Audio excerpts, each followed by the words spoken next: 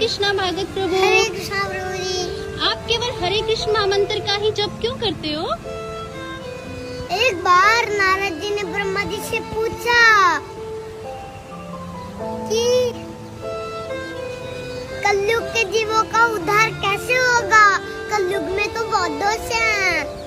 फिर ब्रह्मा जी बोले हरे कृष्ण कृष्ण कृष्ण हरे हरे, हरे राम राम राम हरे हरे, इति षोडशकं नाम नाम कलि कल्मषनाशनम नतो परतोपाय सर्वविदेषु दृश्यते।